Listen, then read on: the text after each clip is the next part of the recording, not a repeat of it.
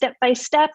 And like Rosie said, please let me know if you need help or have questions along the way. And at the end, we can also talk about all your questions as well.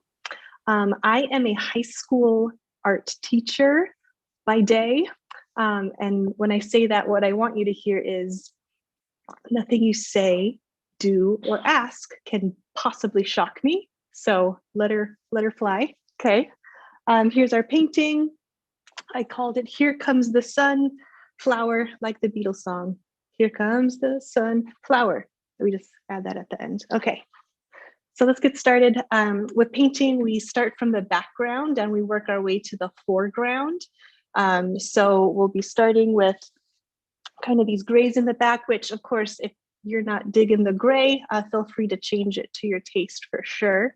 But we'll start there, then get some flower petals going. And since the center of the flower is actually the closest thing to us, we'll be doing that last. Okay. On the supply list I sent, I had said to find some circular things, kind of a variety. That's kind of an easy way to get started. You could also just kind of eyeball it and freehand a circle is definitely fine as well.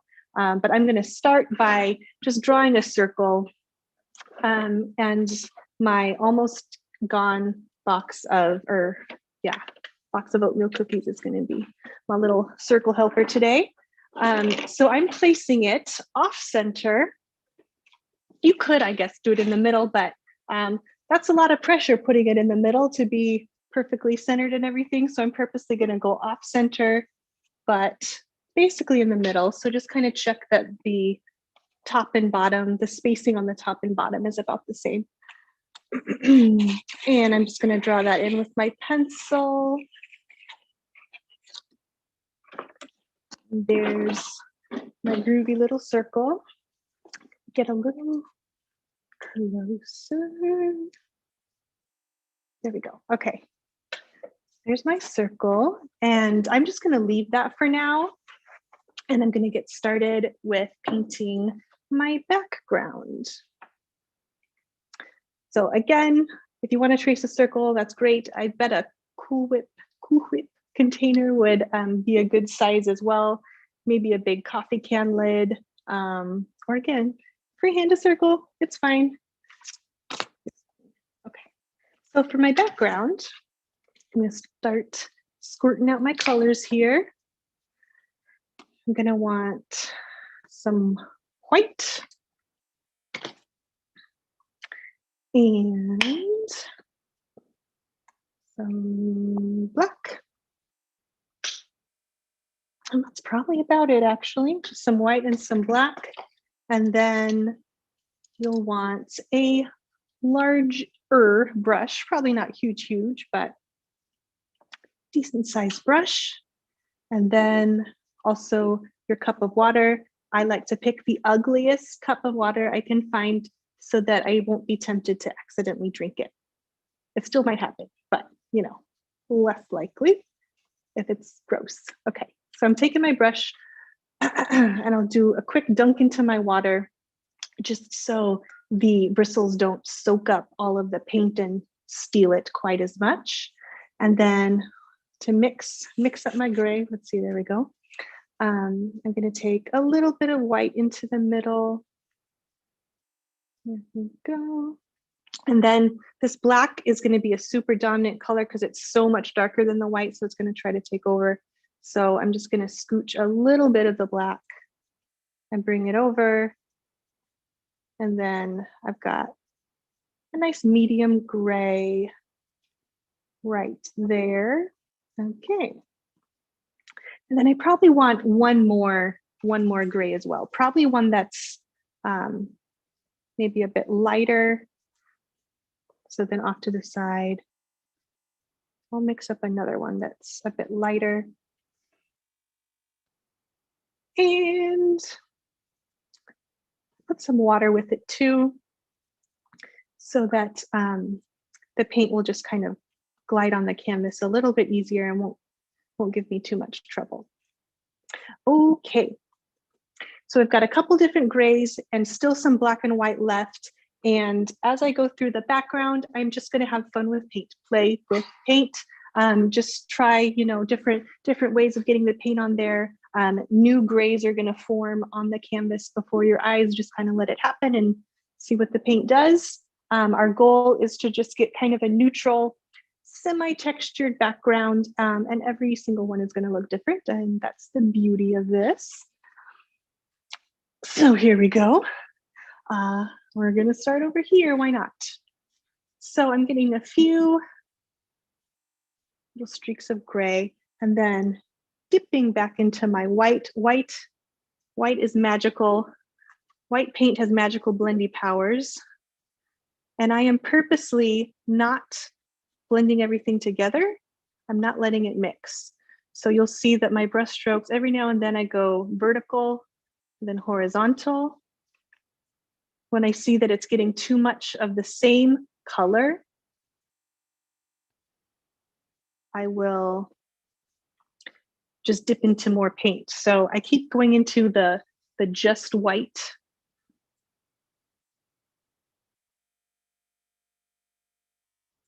And then every now and then, maybe I'll get some of that darker gray. Just have fun with paint, guys. If you feel like your paint is getting gunky, your brush probably needs to take a swim in your water cup one more time. If it's not spreading smoothly and evenly, you probably need a dunk. Also, when you're painting, especially with painting, but a lot of art actually is it's a shoulder action, it's not a wrist thing. In fact, I'm not really even moving my wrist at all. If you notice, I'm moving my shoulder, which will give me a bigger brush stroke. I can cover more area quicker, and it'll be more consistent. I find when people have trouble with blending or trouble with painting, it's usually because they're doing wrist actions and they end up just staying in the same area for a really long time. But you move that shoulder and it'll go a lot better for you. I can remember a college professor, actually, I think it was a drawing class, but she was saying, you all should need a shoulder massage when we're done with this class because you're moving your shoulder, not your wrist.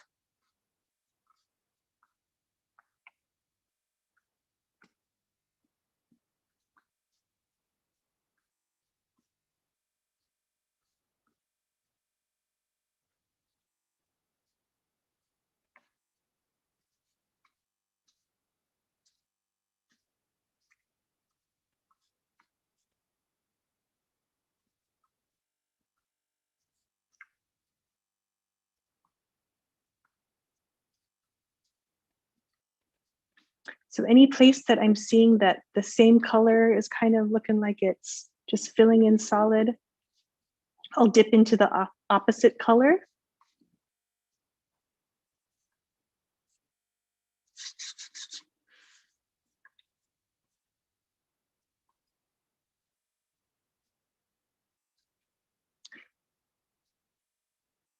Again, this was a big chunk of just gray. So what I did was I took a little bit of white and very lightly, without any pressure really on the brush, I just went and that put a streak of that lighter color for contrast.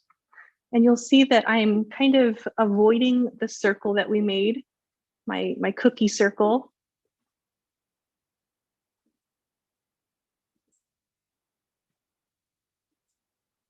Because that circle is going to help me make the center of my sunflower when the time comes.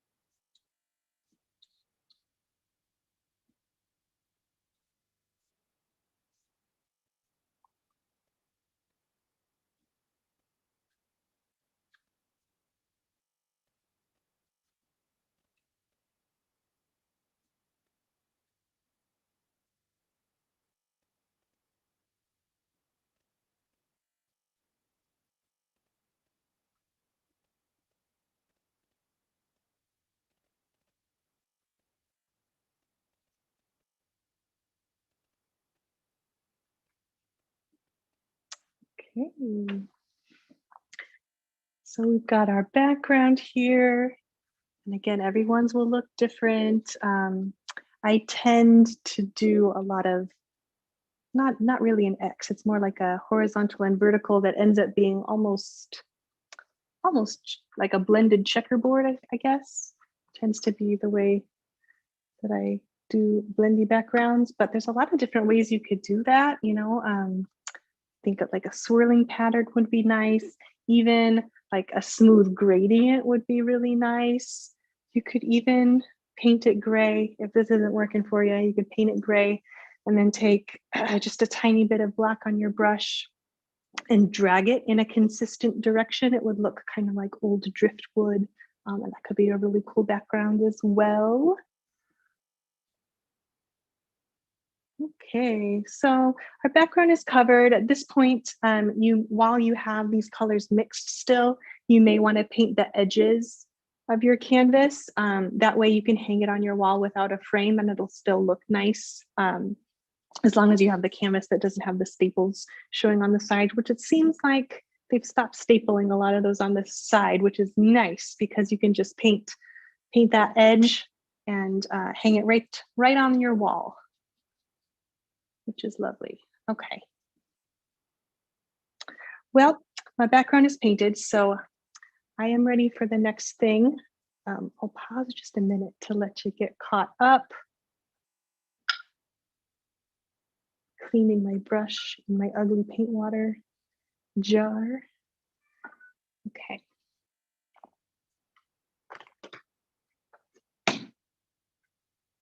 Once your background is painted, the next thing you're going to paint are the petals. So I'm going to get a little squirt of this raw sienna, or yellow ochre would also be a really nice choice, but this is raw sienna and it's kind of a yellowy tan color. And then I also need yellow as well.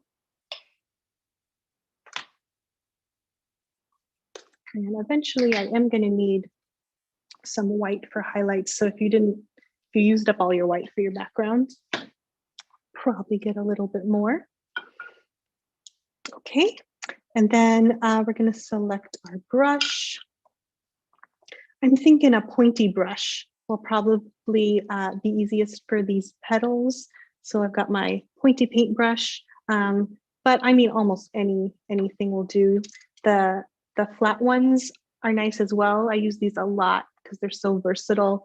When you want a fatter line, you brush this way with the bristles wide, and then when you want that same line to get skinny, you just turn it this way, and it'll paint a skinnier line for you. Versatile. Okay, so if you don't have a pointy brush, no worries. You can definitely use a fat brush. You'll just kind of have to pay attention to which direction you hold it, right? So fat line, skinny line, depending on your angle. Okay, so I've got my pointy brush. I'm gonna give it one quick dunk in the water so that the bristles don't soak up all my paint too quickly. Okay. And for starters on these petals, I want kind of a medium yellow, not too light, but not too dark. So a little bit of that raw sienna. Show my very fancy paint palette / paper plate here. And then lots of the yellow. Mixy, mixy, mixy. Get a medium, good medium yellow.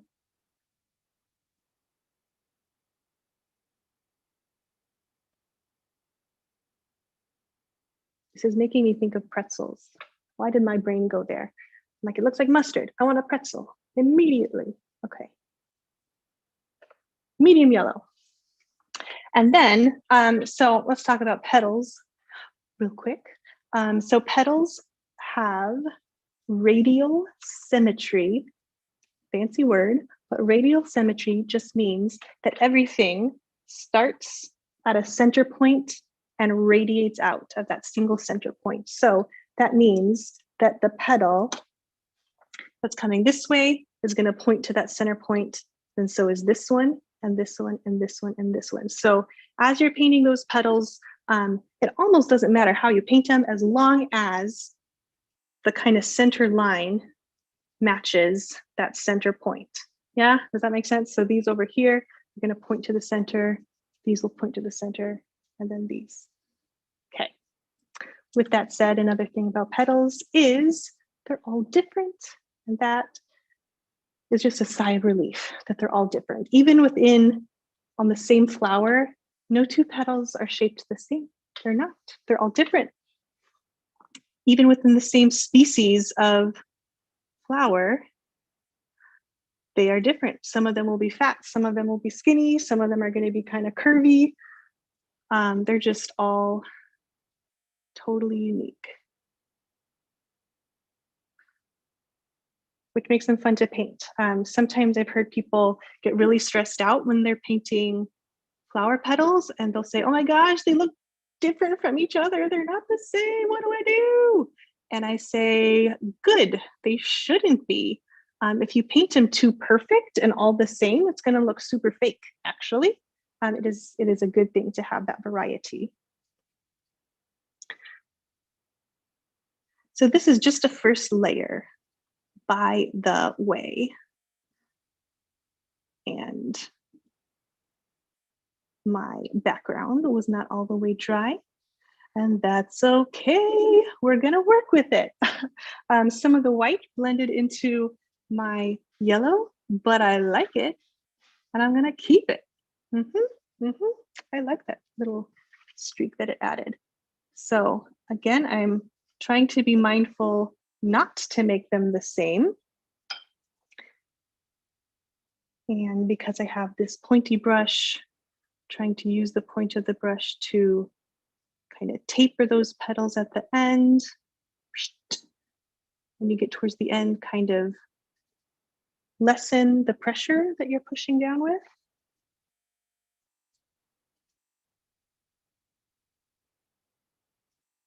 So I'm pressing down hard and then barely at all once I get to the end.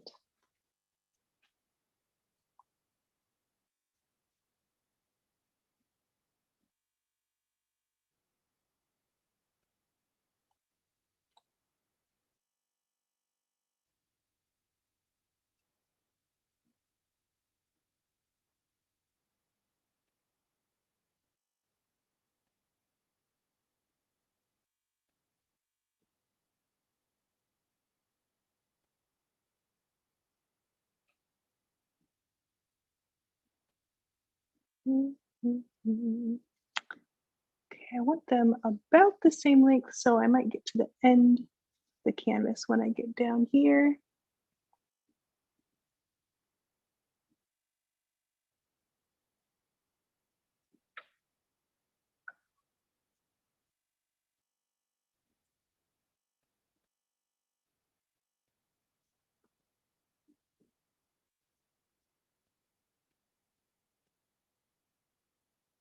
Down at the bottom, you won't see too much petal.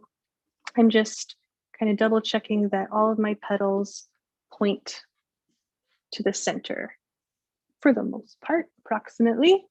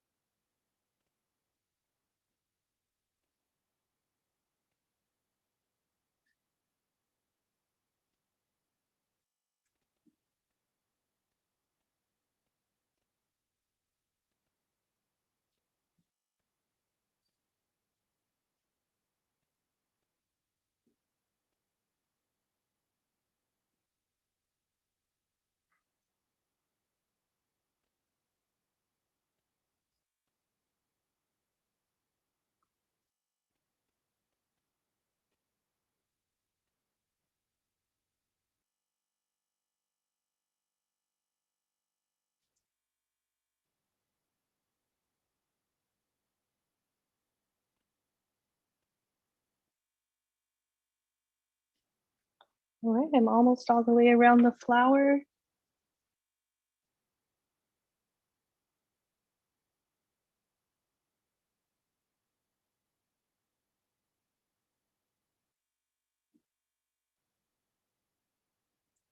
Okay.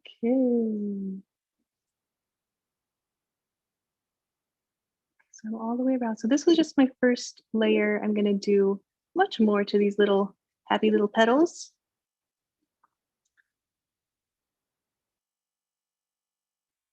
Okay, I'll give you a minute to catch up. Um, do not count my flower petals, okay? Don't do it. However many fit on your flower is the right amount. Don't worry about how many they are. You know, it's all about the spacing and how big your circle was, and don't stress about making your flower like mine, because you're painting your painting, not my painting, right? That's right. Okay. Also, you know, this thing I heard that I thought was really nice. Someone said, you know what, you know the difference between art and crafts? Crafts are reproducible the same way over and over every time, but art is not. It's different every time because it's so individual. And I thought that was really nice, especially while you're doing a painting, because yours is going to be different than mine and everyone else's, and that's what makes it unique. That's what makes it art, and I really like that. Okay, let's paint some more. So we have kind of our darker yellows on there. So now I'm going to go in with more of a medium, more brighter yellow, and then from there we'll just kind of keep adding a little more detail at a time. So same paintbrush. This time I'm just dipped into my yellow. Okay, and I'm not painting the whole thing. I'm just getting kind of from the end down with my yellow.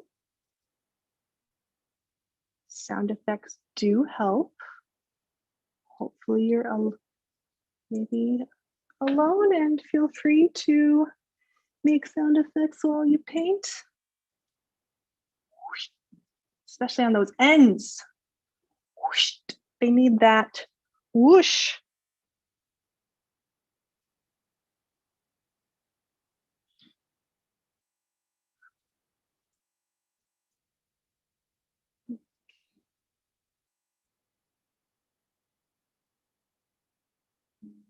Good.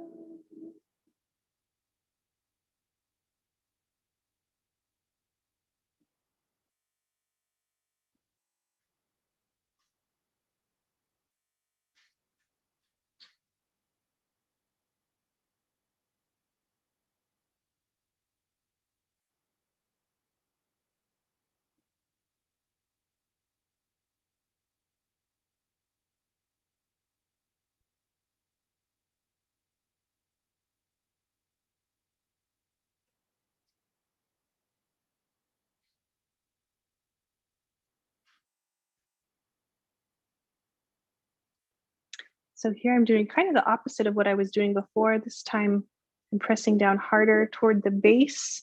And then as I go toward the top, lessen that pressure, and it'll kind of make it almost fade out for you. Just because of how hard you're pushing on the brush, it makes that paint go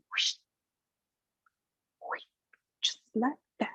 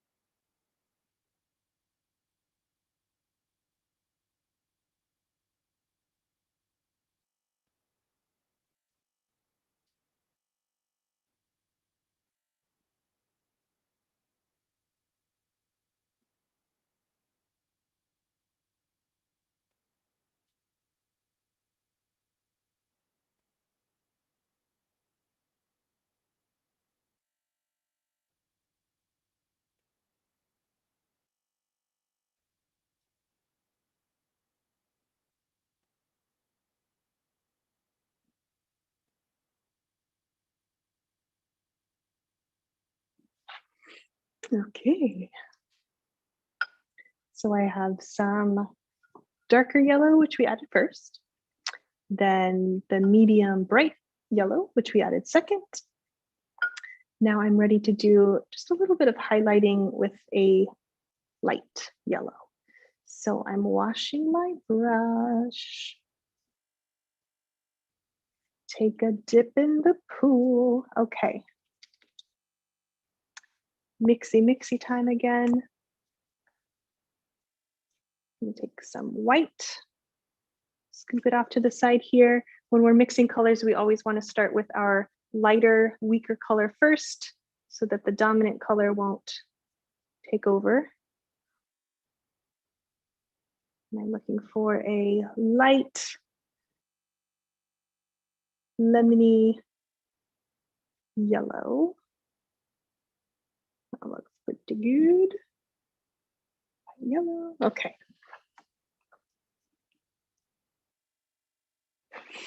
And I'll be a little more sparing with this lighter yellow. I won't add as much as we did with the other colors. So kind of coming from the top down. Again, think about how hard you're pushing on your paintbrush, because that will determine how the paint goes on the canvas. So at first, I have fairly firm pressure. And then as I go, it's going to ease up. And as I go down, I barely touch it, really.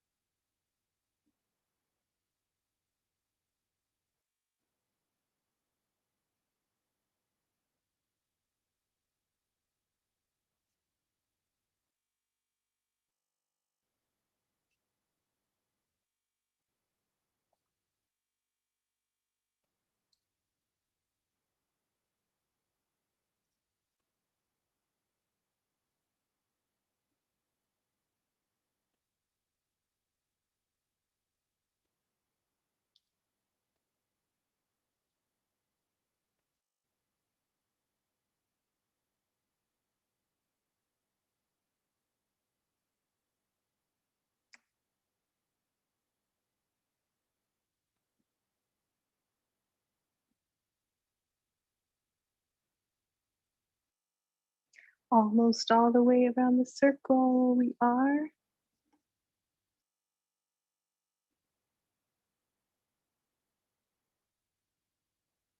If you painted your edges, it would be a nice touch if you brought your petals all the way wrapping around your canvas while you have these paint colors mixed.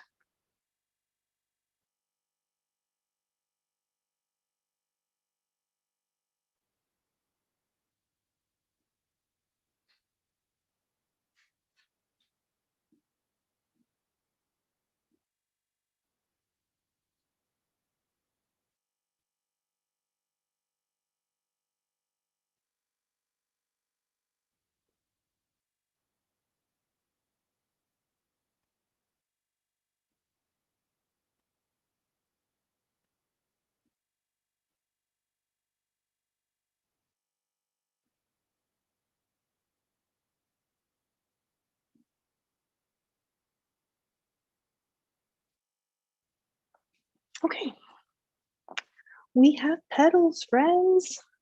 We do.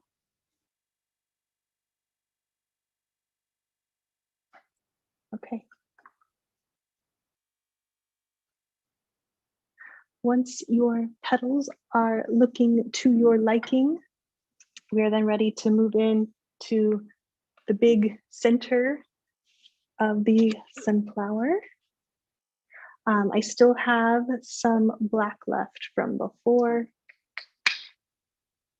and I'm going to add some dark brown, and then I still have my raw sienna from before. I'm going to need that too. I'm going to ditch the pointy brush. We're done with that one. And now we want a stiffer bristled brush. I'm going to go back to that first one I was using because it has those boar's head bristles, which is what we want for this next part. Okay, so we're finding our stiffest bristled brush, not a pointy guy. You want one of these flat ones. This is maybe a tad too big. If yours is a little smaller, that would probably be ideal, but I like the stiffness of these bristles better. I think they're going to work better for what we're doing.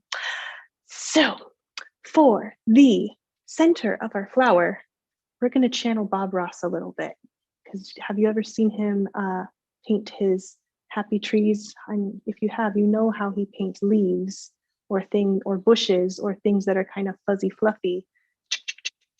He stabs the canvas right with his paint to get that kind of pointy texture. That's what we need for the center of the sunflower. So channeling Bob. Okay. Now, before I do that, hopefully amongst your circles that you found a few different sizes. I want to paint one more circle just as a guideline. And I'm going to use this tape roll, this masking tape roll. I'm going to go ahead and just do it with paint, but find the center of your circle. And to find the center, I'm just looking at how much is on each side. Is it about the same? It is.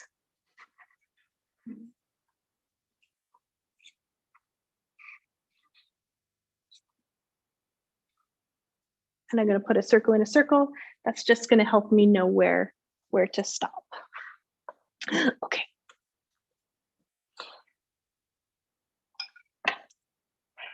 So for the outer edge is darker, and then the inside is a little bit lighter.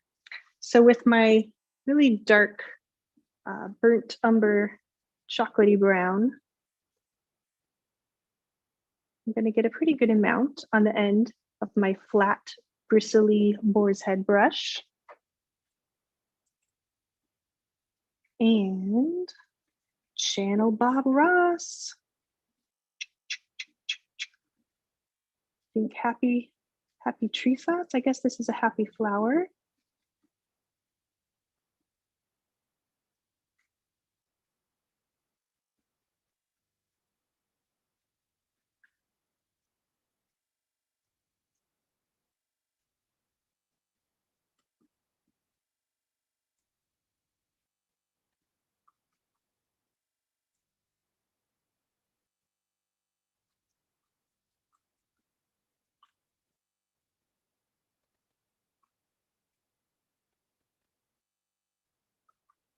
And I'm bringing my dark all the way to that where that center circle is.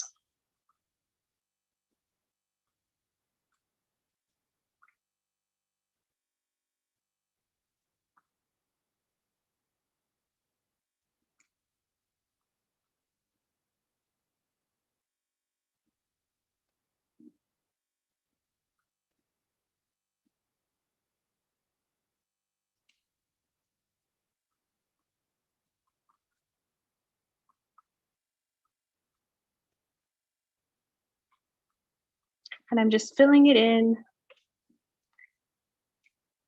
like a chocolate donut. Man, I must be hungry because everything on this painting is reminding me of food.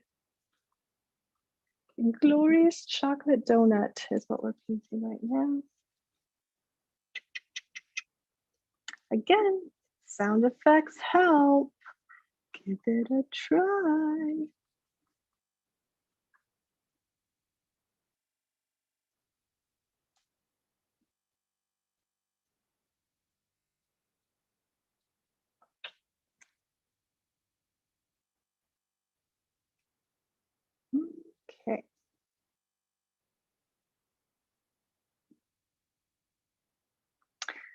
Right now, I only used the burnt umber chocolatey brown.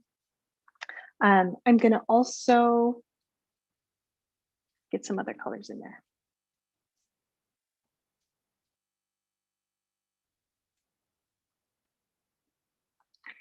I have too much paint on my brush. We're taking a swim because I had a lot of paint on there still.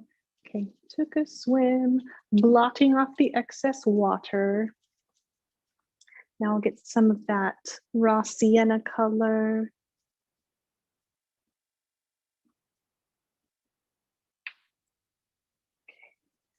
And I'll get some of that.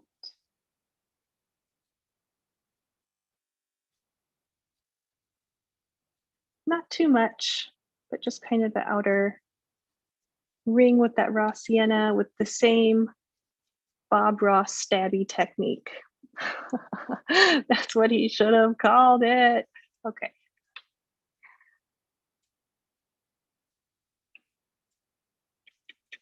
Okay. All right, so we've got that little hint of that lighter color on there.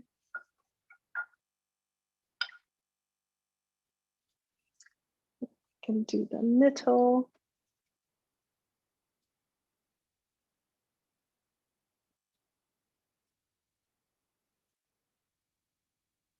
Middle, I'm going to go into my black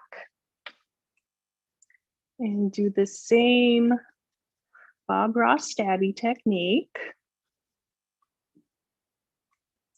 I noticed I looked at a bunch of pictures of sunflowers. On some of them, the center was lighter, a little bit lighter, and on some of them, the center was darker. So whatever floats your boat. Every flower is different. Okay, filling in.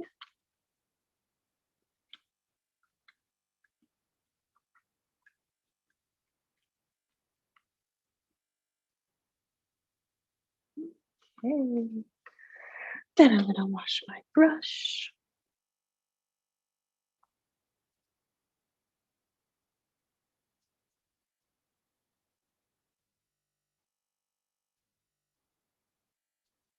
And for the sake of variety, I want a little bit of another color in the middle there.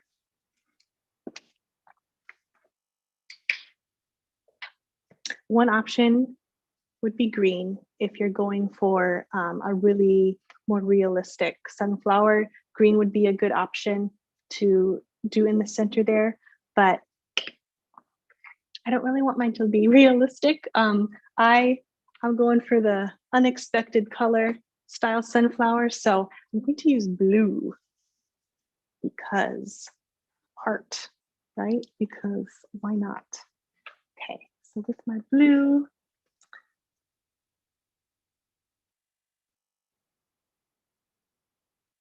same little stabby technique with the blue. Not too much. I'm trying to be sort of subtle with my crazy colors here.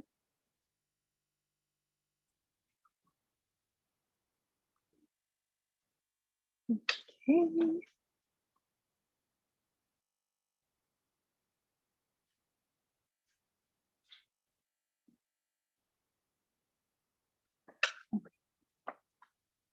I'm ready to pour my other colors. Okay. So next, now, by the way, you could definitely stop here. If you wanted a more traditional sunflower, I would probably use green for the extra thingies in the center and just stick with kind of the golden tones to add a few more details on the sunflower. But if you're feeling crazy and you want to go the unexpected color route, it's really fun.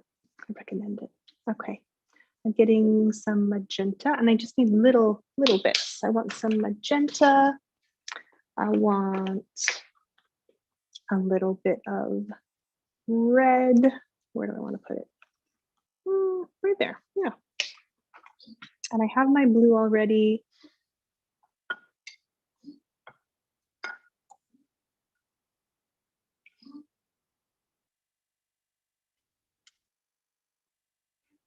Okay, I'm switching to a smaller brush, and it's not super small. It's probably quarter inch little flat guy, something around there. And what I want to do next is add those unexpected colors. It's gonna be great. Okay, I think I want some light blue too. So white first, take it a little blob of white. I'll add a teensy little bit of blue to the white to make it into more of a sky blue.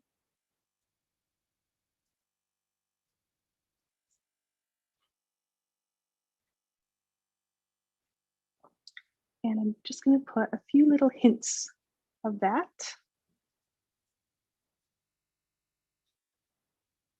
With my other blue.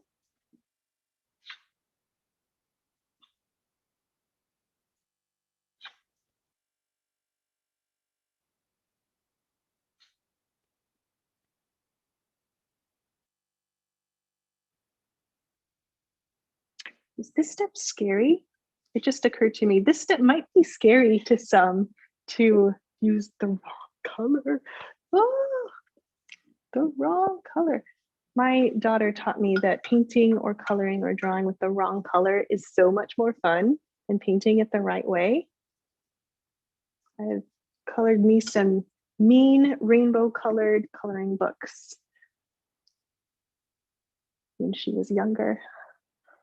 And it was fun. It was so much more fun than using the right colors. Okay. If any part of it is a little too much for you, what I just did is took a paintbrush with no paint on it, and there was still enough wet paint there that I could kind of just zhuzh it around and mix it a little so it wasn't quite so harsh.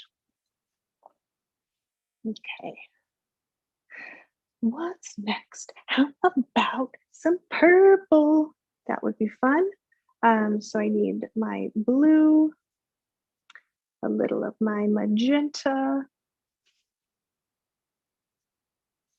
and those will make a real nice purple, which will complement very well with the yellow because yellow and violet are complementary colors, make each other stand out. Okay, so I'm gonna get just little bits of purple here and there.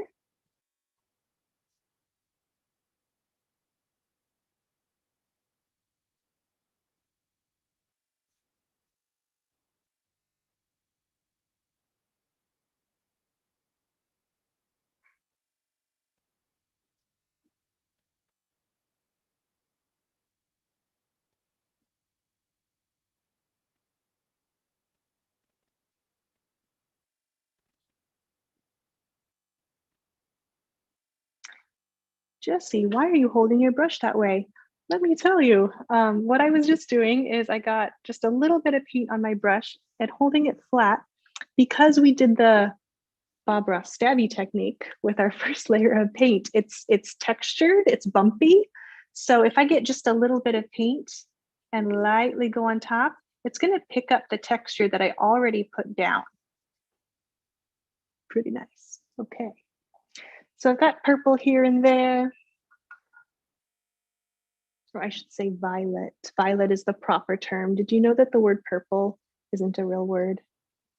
It was invented by the Crayola company.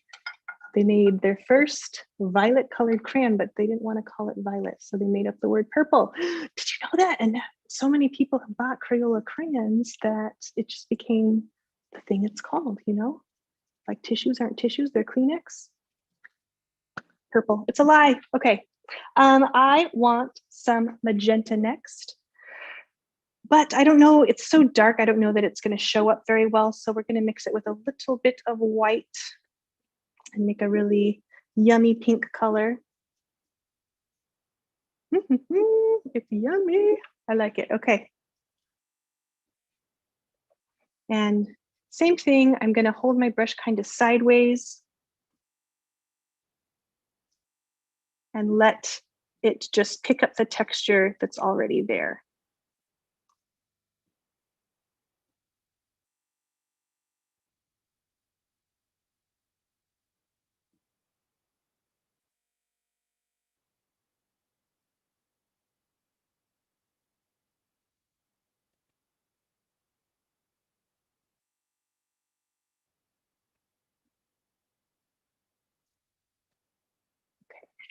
I really like pink, so I want to do more, but I'm gonna not.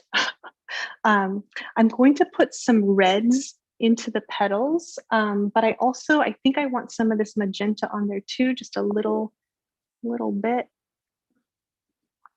So I'm gonna let myself do a little more pink.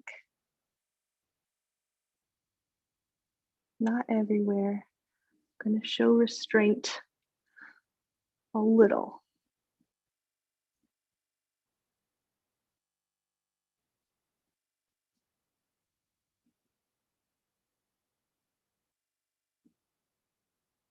Okay. Time for some red.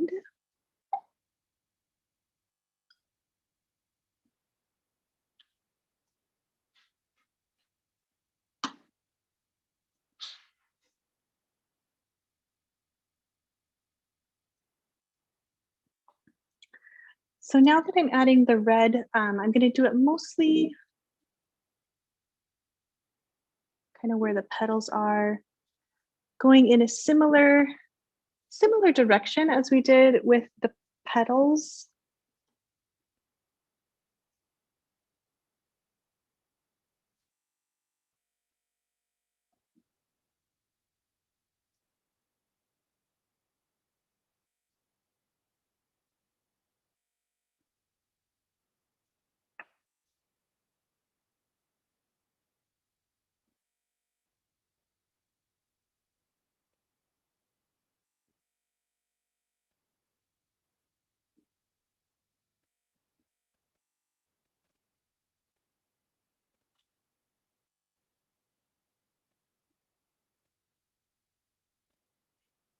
Mhm. Maybe I want a little red on my center flower as well. Not too much. Okay. Now I think it needs some orange to help that red blend with the yellow that's already on the petals. So a little bit of red right there. Mix it with some yellow. I don't need very much paint here because I don't want to add a lot of orange, but I made this nice kind of pumpkin-y orange.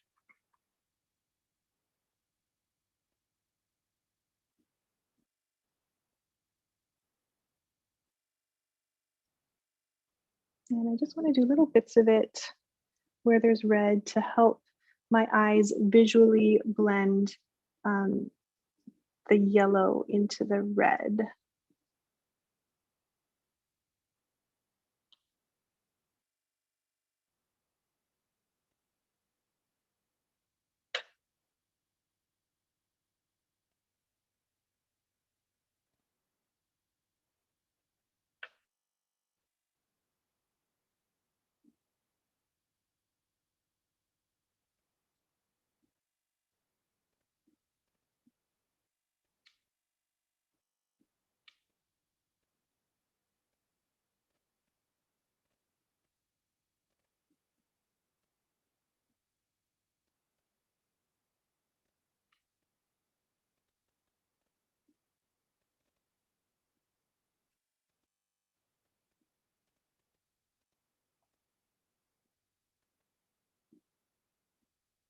Okay.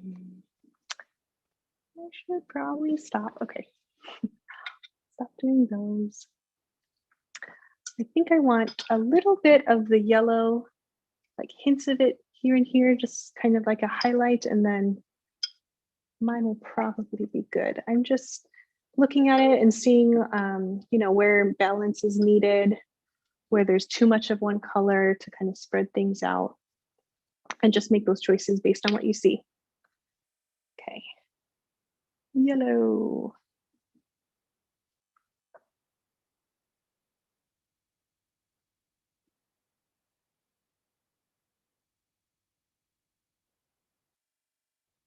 I'm using very little paint. And I'm holding my brush sideways and barely pressing down so that it'll pick up the texture of the paint that's already there.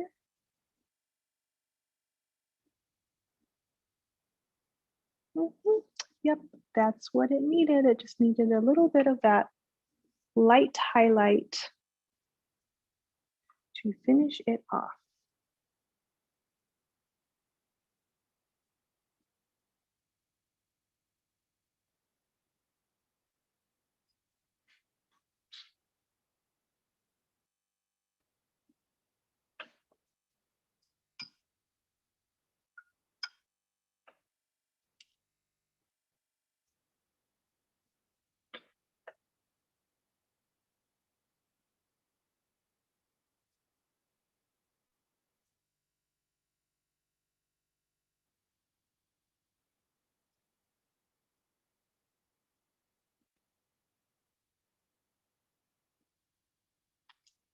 Okay.